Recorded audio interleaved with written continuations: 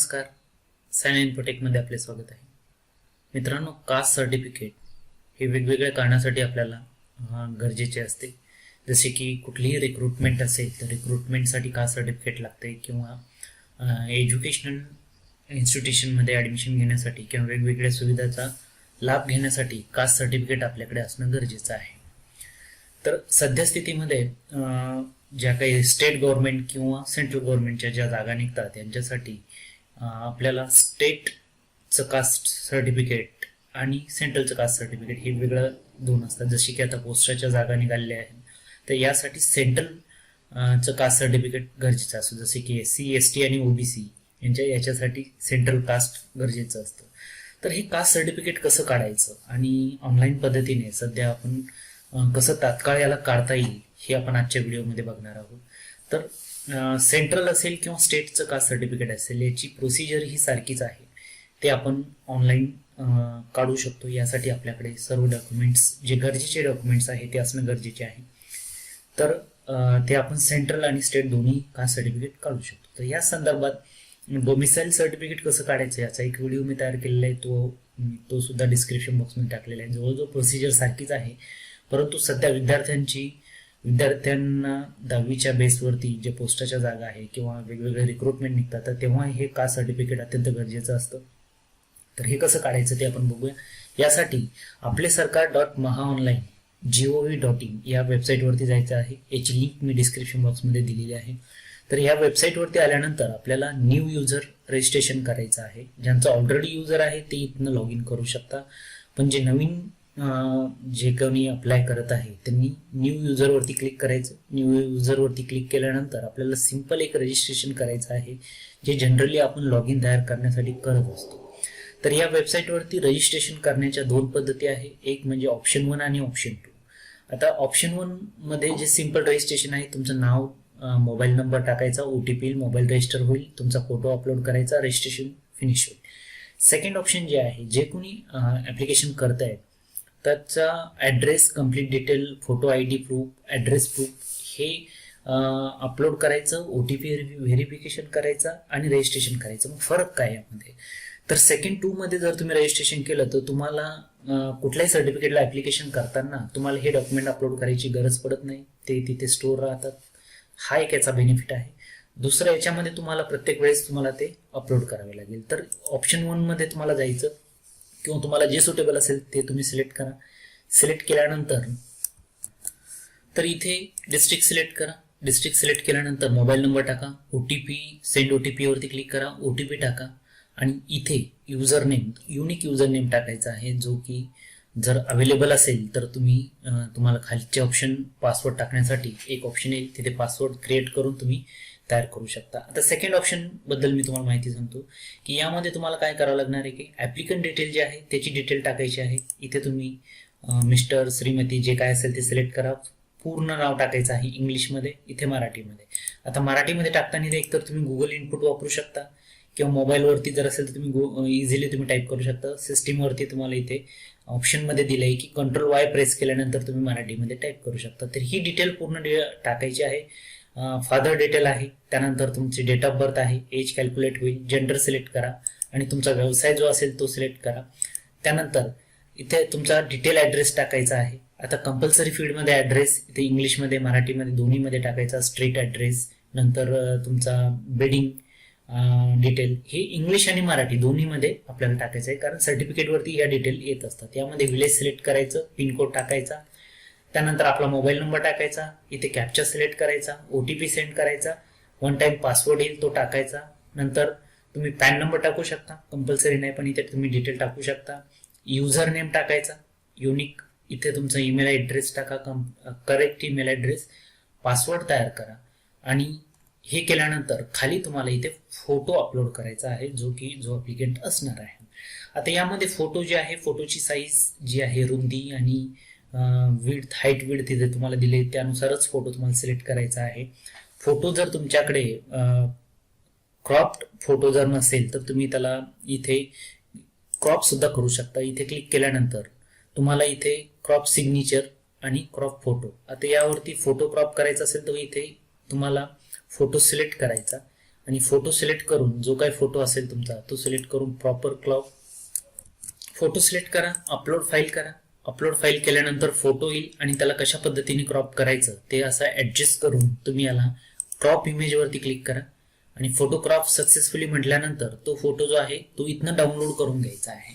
इथं डाउनलोड वरती क्लिक करा. डाउनलोड केलं की हा फोटो तुम्ही तिथे अपलोड करू शकता. म्हणजे त्याची साईज तुम्ही इथनं घेऊ शकता. सिंपल आहे, ऑनलाईन तुम्ही करू शकता, कुठल्याही टूल वापरायची गरज नाही.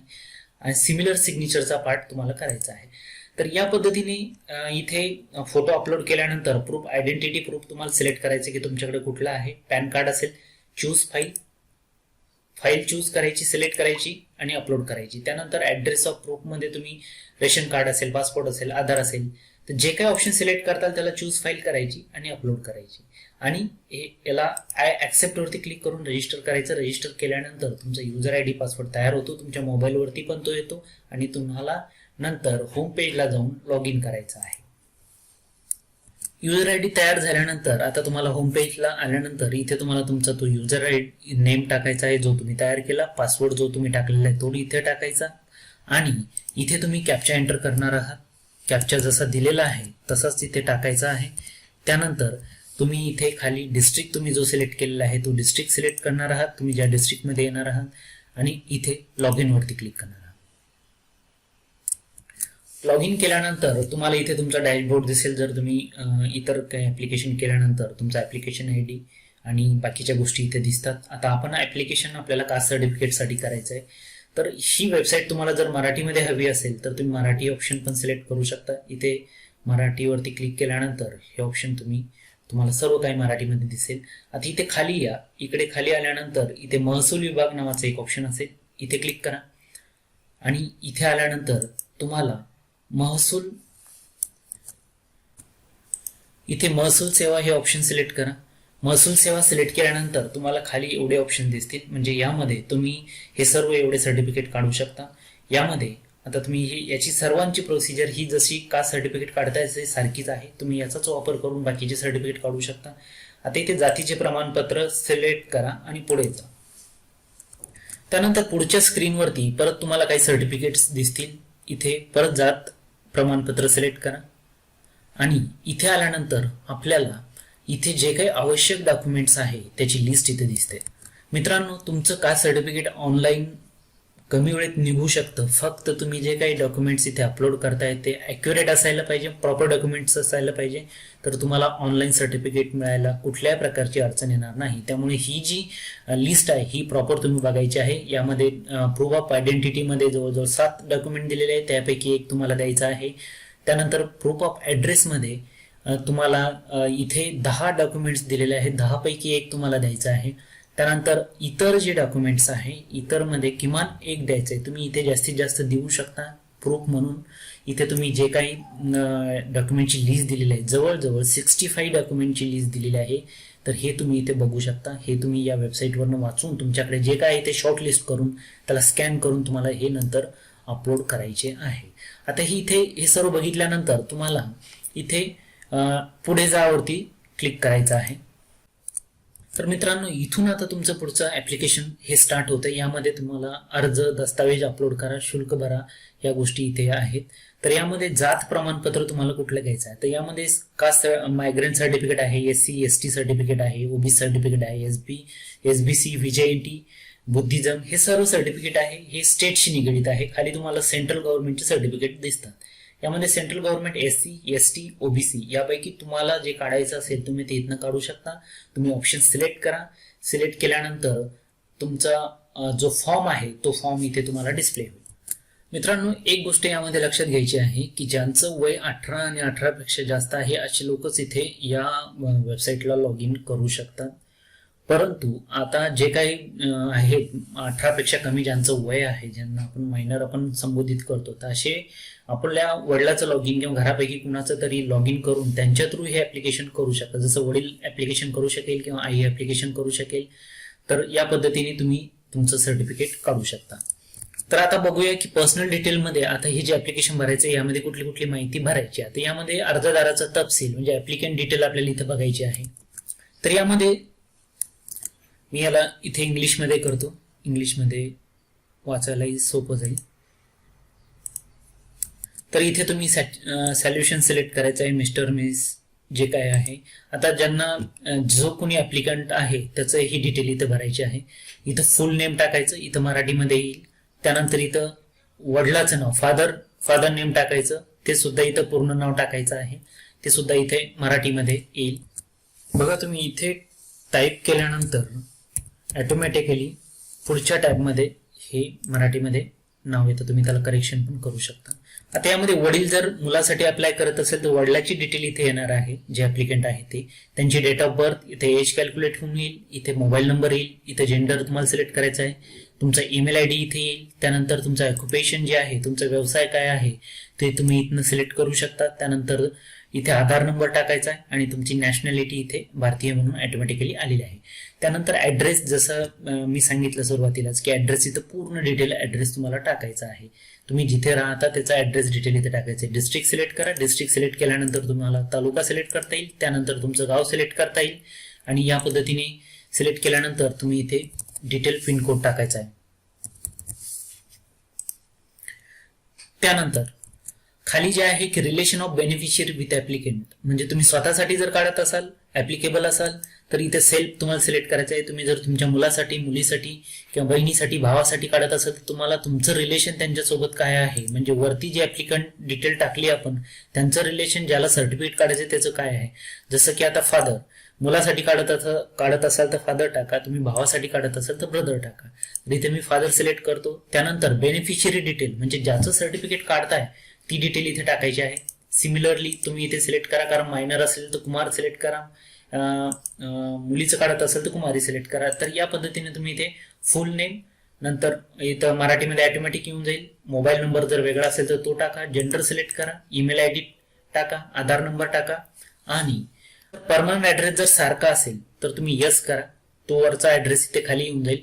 जर वेगळा असेल, तुम्ही तुमचा परमनंट ऍड्रेस जर वेगळा असेल तर इथे नो वरती क्लिक करा. परत तुमचा परमनंट ऍड्रेस इथे ऍक्युरेटली फिल करायचा आहे. त्यानंतर बेनिफिशियरी फादर डिटेल जी आहे इथे टाकायची आहे.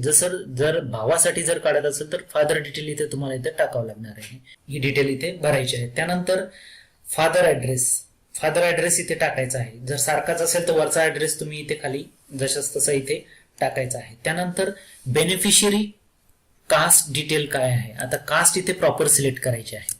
आता ज्या कास्ट सर्टिफिकेट तुम्ही काढताय, जसं की सेंट्रल गव्हर्नमेंट ओबीसी काढताय तर त्याच्या रिलेटेड कास्ट इथे तुम्हाला दिसणार आहे. ती प्रॉपर कास्ट तुम्हाला इथे सिलेक्ट करायची आहे. ती सिलेक्ट केल्यानंतर तुम्हाला रिलिजन सिलेक्ट करायचं आहे. त्यानंतर सब कास्ट जर एक्स्ट्रा काही वेगळी असेल तर ते इथं टाकायचं आहे. मदर टंग कुठली आहे ती टाकायचं आहे. त्यानंतर तुमची बोली भाषा जर असेल ती काही वेगळी असेल तर तुम्ही ती इथे टाकू शकता. त्यानंतर name of the post office इथे भरायचं आहे. त्यानंतर तुमचा हेरिडेटरी ऑक्युपेशन जर असेल, वडिलोपार्जित जे ऑक्युपेशन असेल ते कुठलं आहे ते तुम्ही टाकू शकता. जर शेती असेल तर फार्मर टाकू शकता किंवा जे इथे जे दिलेले आहे त्यापैकी जर नसेल तर तुम्ही अदर सिलेक्ट करू शकता. त्यानंतर वडिलाचा जे व्यवसाय आहे तो इथे सिलेक्ट करायचा आहे. जो असेल तुमचा तुम्ही तो इथे टाकू शकता. त्यानंतर बेनिफिशियरी अदर डिटेल जी आहे ती इथे टाकायची आहे. आता ह्या अदर डिटेलमध्ये तुम्हाला इथे व्यक्तीचं मूळ गाव आणि शहर, हे मुद्दाम मी मराठीत केलं कारण हा महत्वाचा पार्ट आहे. व्यक्तीचे मूळ गाव, शहर, ठिकाण, तहसील. आता मूळ गाव जे आहे, तुम्ही जर शहरामध्ये राहत असाल पण मूळ गाव जर वेगळं असेल तर ते तुम्हाला इथे टाकायचं आहे. जिल्हा सिलेक्ट करायचा. त्यानंतर तालुका, तुमचा जो कुठला तालुका असेल तो तालुका सिलेक्ट करा. त्यानंतर त्या तालुक्यामध्ये गाव कुठलं आहे ते गाव सिलेक्ट करा.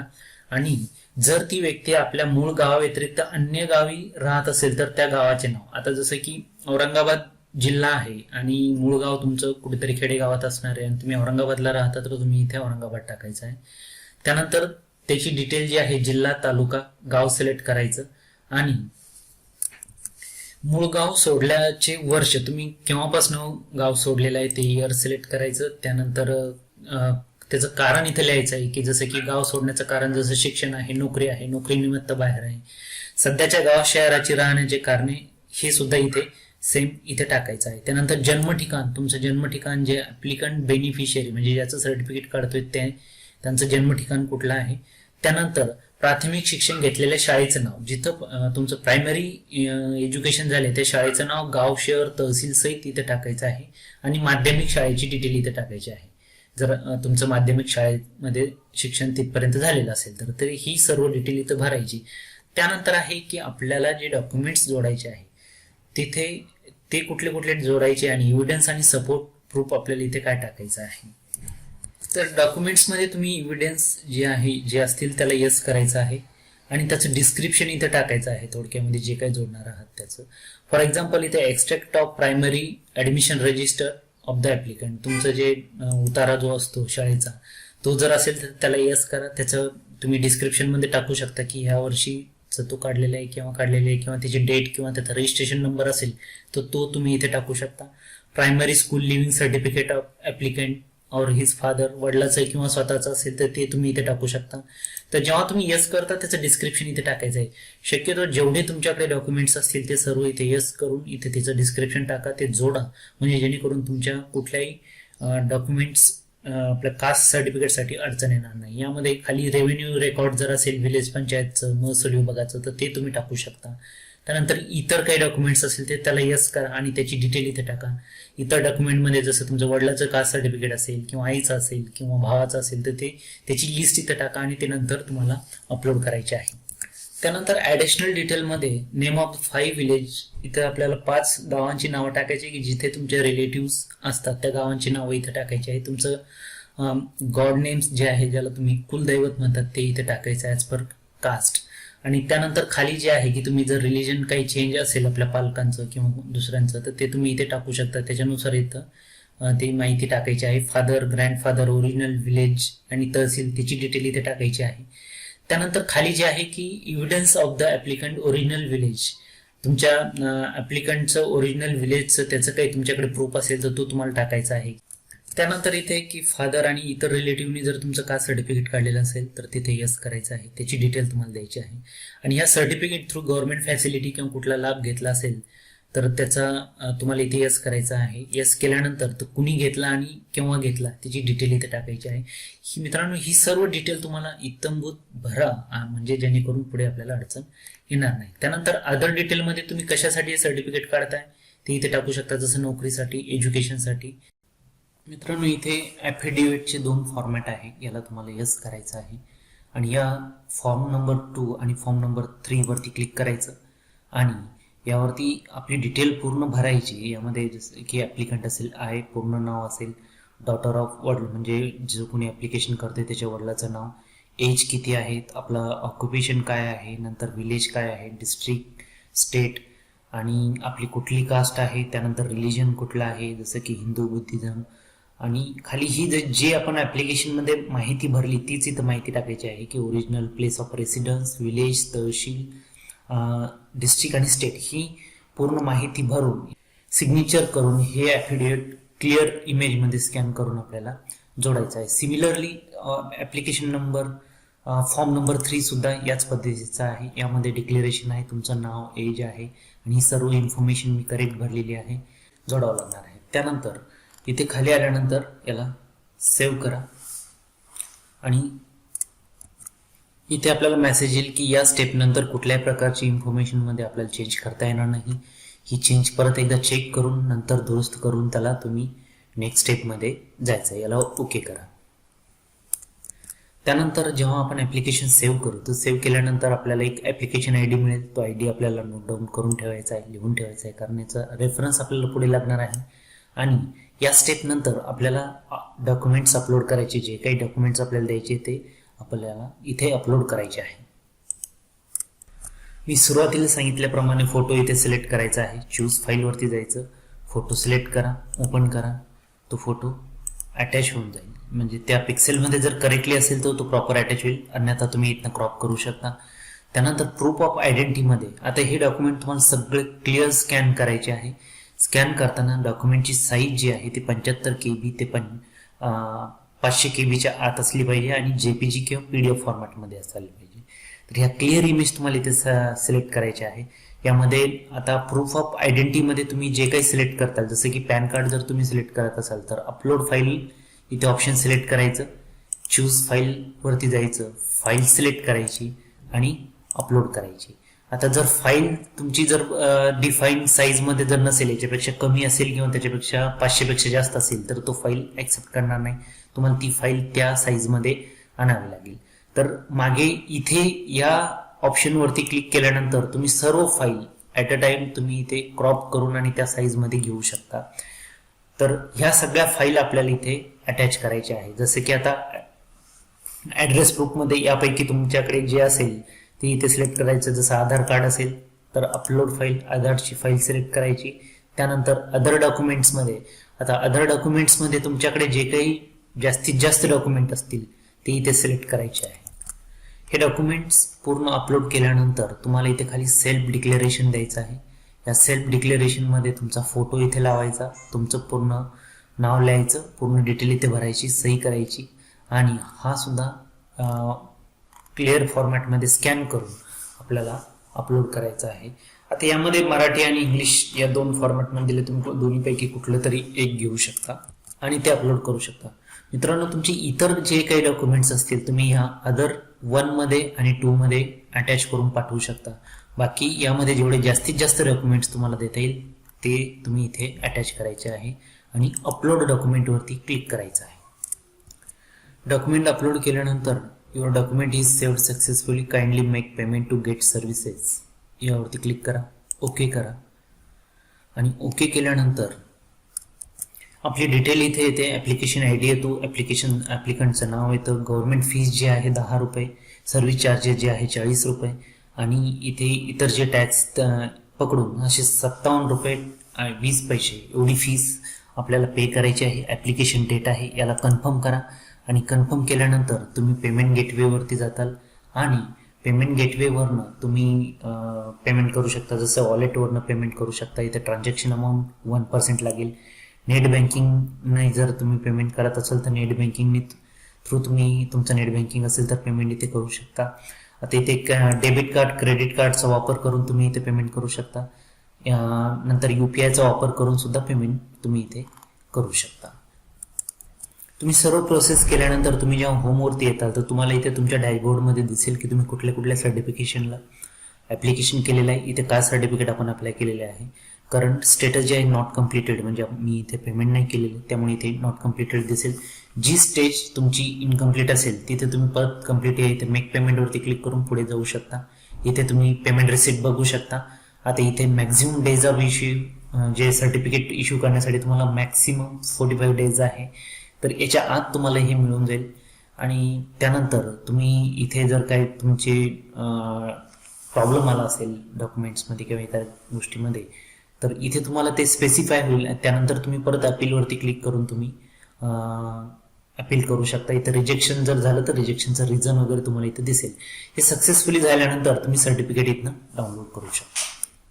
तर मित्रांनो, या पद्धतीने तुम्ही तुमचं सर्टिफिकेट, कास्ट सर्टिफिकेट जे स्टेटचं असेल, OBC, SC, ST, सेंट्रलचं असेल, तुम्ही या पद्धतीने काढू शकता. यामध्ये सर्वात महत्त्वाचा पार्ट जो आहे तुमची माहिती ॲक्युरेट फिल करणं आणि तुमच्याकडे असलेले जास्तीत जास्त व्हॅलिड डॉक्युमेंट्स तुम्ही अपलोड करणं प्रॉपर फॉर्मॅटमध्ये. एवढं जर तुम्ही केलं तर तुम्हाला 8 ते 15 दिवसाच्या आत सर्टिफिकेट मिळतं आणि हा सर्टिफिकेट तुम्ही घर बसल्या ऑनलाईन पद्धतीने काढू शकता. तुम्हाला कुठेही जाण्याची गरज पडणार नाही. या स्थितीमध्ये, सध्याच्या परिस्थितीमध्ये हे ऑप्शन तुम्ही वापरू शकता. आणि सध्याची रिक्रुटमेंट आहे, सेंट्रलची रिक्रुटमेंट किंवा स्टेटची रिक्रुटमेंट, सेंट्रलसाठी सेंट्रलचं कास्ट सर्टिफिकेट गरजेचं असतं आणि स्टेटसाठी आपण जे स्टेटमधून काढलेलं आहे ते अपलोड करू शकतो. तर मित्रांनो, या पद्धतीने तुम्ही हे कास्ट सर्टिफिकेट आणि डोमिसाईल सर्टिफिकेट, इतर सर्टिफिकेटसुद्धा याच पद्धतीने काढू शकता. हा व्हिडिओ जर आपल्याला उपयोगी पडला असेल, याचा जर फायदा झाला असेल तर नक्कीच कमेंट बॉक्समध्ये टाकायला विसरू नका. तुमची काही अडचण असेल तीही कमेंट बॉक्समध्ये टाकायला विसरू नका. आपण जर चॅनलवरती नवीन असाल तर चॅनल सबस्क्राईब करा. सबस्क्राईब केल्यानंतर बेल आयकॉनवरती क्लिक करा, म्हणजेच माझे येणारे अशाच पद्धतीचे नवीन नवीन व्हिडिओचं नोटिफिकेशन तुम्हाला येत राहील. हा व्हिडिओ बघितल्याबद्दल आपल्या सर्वांचे मनपूर्वक आभार. Thank you very much.